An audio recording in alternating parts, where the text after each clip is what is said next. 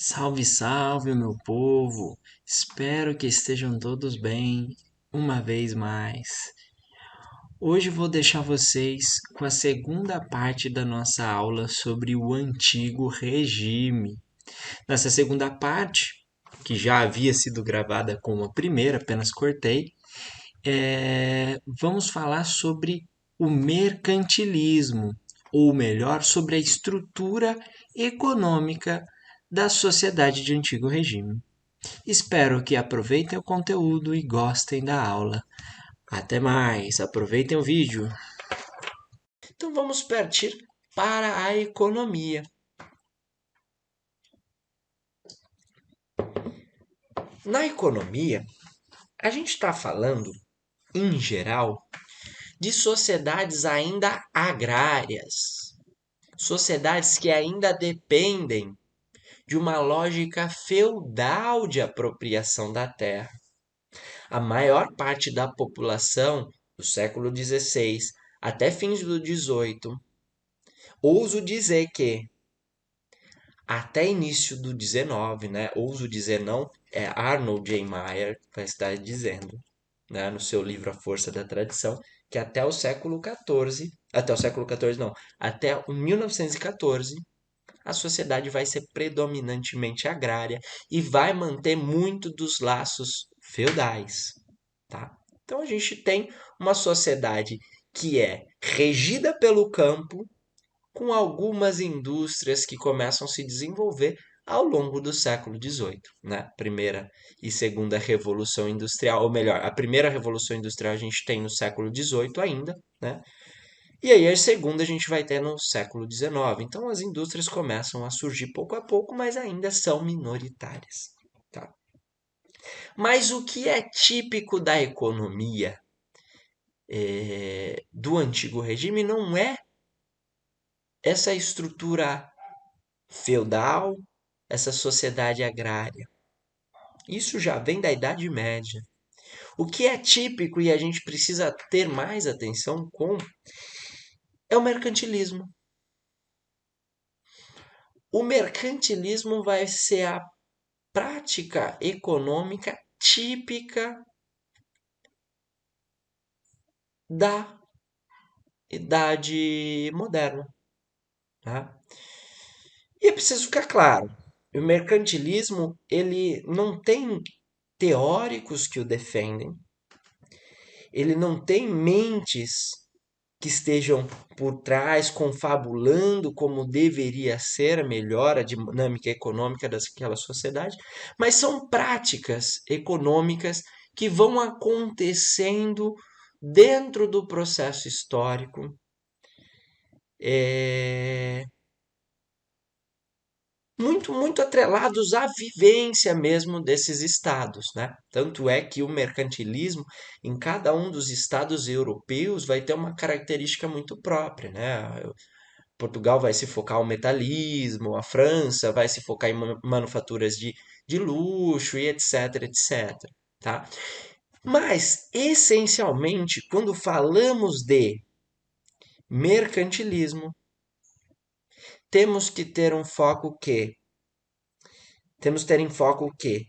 Se fala de mercantilismo, automaticamente estamos falando de um projeto, uma prática de intervenção do Estado na economia.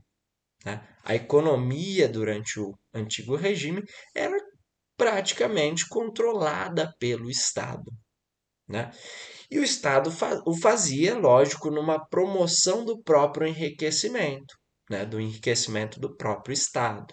Enriquecimento, claro, da nobreza também, dos seus entes, do rei, etc. Mas numa lógica já mais de Estado, mais ampla. Tá? E a gente precisa ter claro como é que se dá essa intervenção do Estado nesse momento. Existem alguns pilares. O primeiro pilar para entender a intervenção do Estado na economia durante o antigo regime é o pilar do protecionismo. Durante o antigo regime, vai se entender que é preciso proteger o mercado nacional da interferência externa. Todos os países farão isso. Todos os países farão isso. Certo? Como eles farão isso? Através de tarifas, cobrança de impostos. Tá? Eles cobram impostos sobre os produtos para que o produto tenha o seu preço elevado e tenha dificuldade de acessar as camadas, seja mais pobres como as mais abastadas também, certo? Impedindo que assim esses produtos entrem de maneira mais incisiva nos mercados nacionais. Fora isso, são erigidas diversas barreiras alfandegárias, né? Proibições mesmo. Olha, esse produto aqui não pode entrar, produto tal não pode entrar. A Inglaterra, inclusive, vai fazer isso, né? Antes mesmo da Revolução Gloriosa, ela proíbe a entrada de produtos indianos na Inglaterra, porque o tecido indiano ele era muito mais barato e acabava minando as manufaturas inglesas. Né? Então essas barreiras alfandegárias são criadas aos montes. Hoje ainda a gente tem, né? A gente pode dizer que ainda tem, mas são muito mais mascaradas, com discursinhos bonitinhos, né? Utilizados aí pela geopolítica mundial para erguer muros no nosso mundo, né? Eles vão usar exemplos de barreiras fitossanitárias, né? Vão dizer que há determinada doença em determinado país, então a gente não pode comprar. Hoje em dia, falando hoje em dia, as questões ambientais são usadas muitas vezes, né? Por países que poluem, mas que temem o produto de outros mercados. As barreiras alfandegárias continuam existindo, só que hoje com um discursinho mais bonitinho. Na época, não. Na época era simplesmente, né? Não, vamos proteger o nosso mercado e pronto, era esse o discurso, certo? E aí, dentro dessa política de tarifas e barreiras, existe a política da balança comercial favorável. O que é isso? Havia um intenso controle desses estados quanto àquilo que era exportado e importado. Eles preocupavam-se que aquilo que era exportado, ou o melhor, o número de exportação, deveria sempre exceder, ou seja, estar a um valor a mais do que o número de importações. Por quê? Vamos lá. O que é o exportar? O exportar é o vender para um outro país, é vender para fora. O importar era comprar, trazer de outro país para dentro.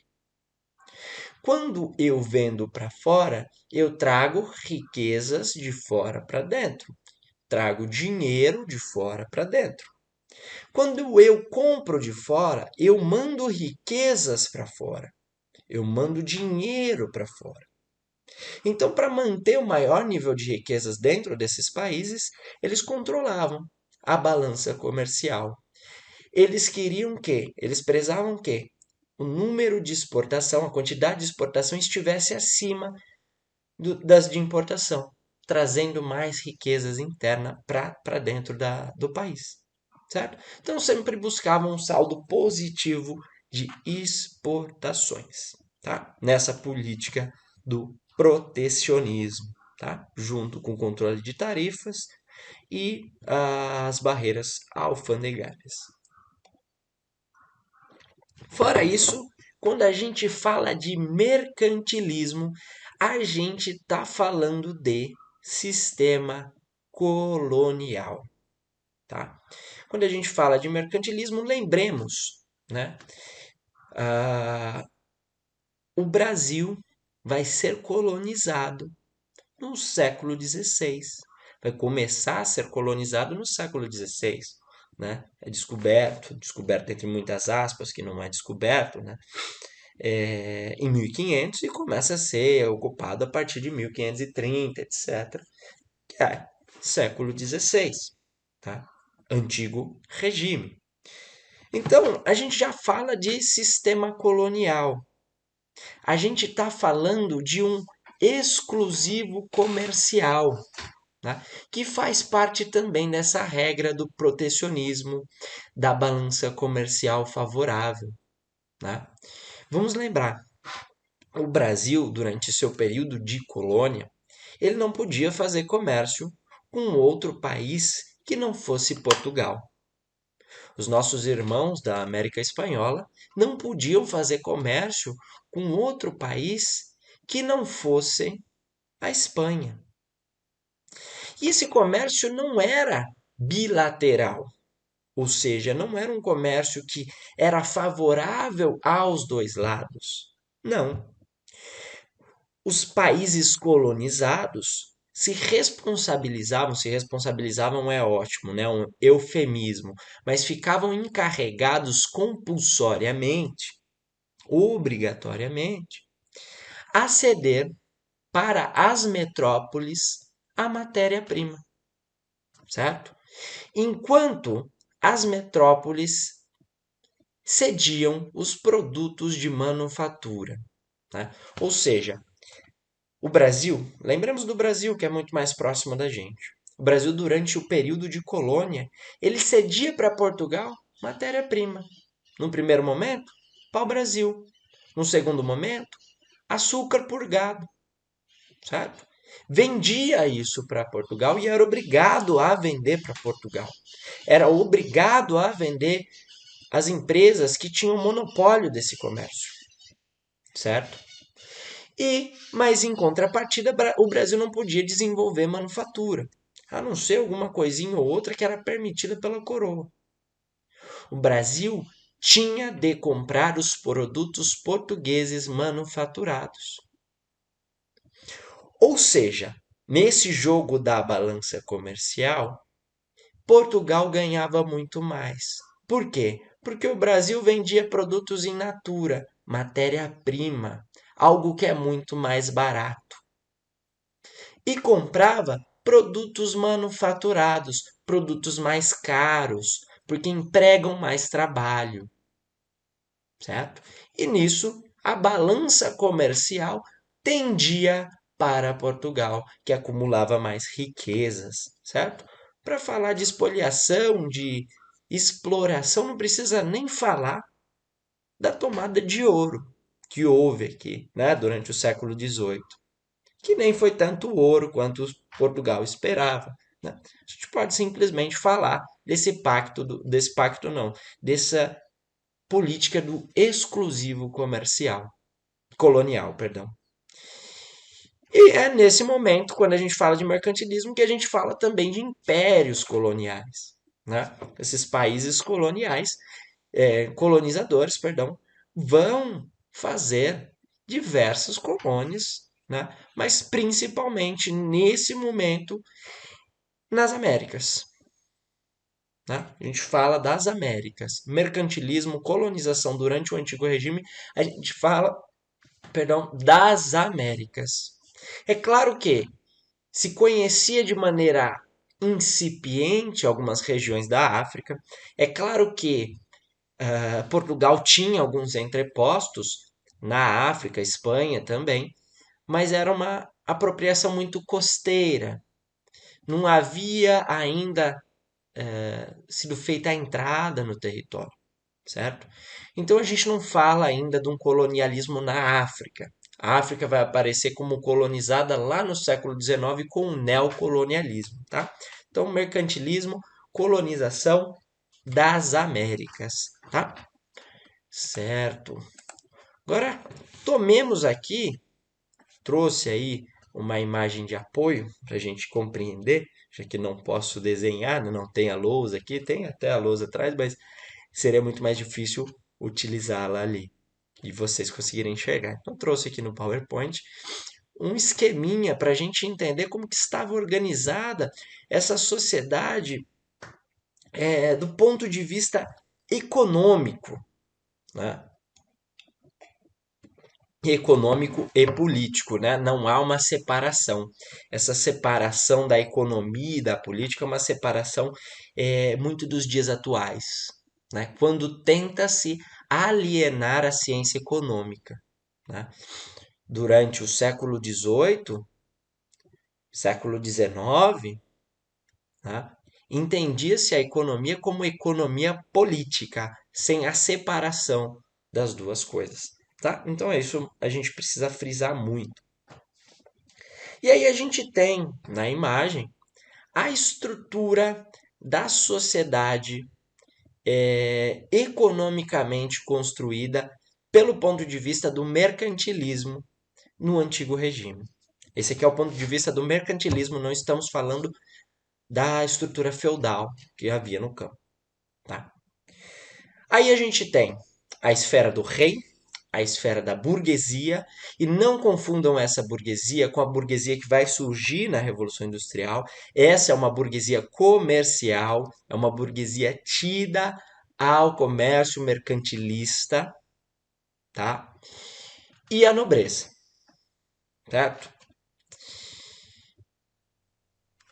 No centro da estrutura política, como a gente disse, a gente tem o rei. O rei cedia à nobreza privilégios, vejam aqui. Cedia à nobreza privilégios. A gente tinha uma sociedade de privilégios. Que quer dizer o quê? Essa sociedade estava assentada sobre a ideia da desigualdade. Eles acreditavam que. Eles acreditavam não, eles se estruturavam da maneira seguinte. Cada um dos estamentos, e veremos com mais detalhes o que são os estamentos, mas cada um dos grupos que a gente tem nessa sociedade, eles tinham direitos e deveres diferentes uns dos outros, certo? A nobreza, por exemplo, a nobreza ela era isenta de pagar impostos. A nobreza tinha o direito de andar armada.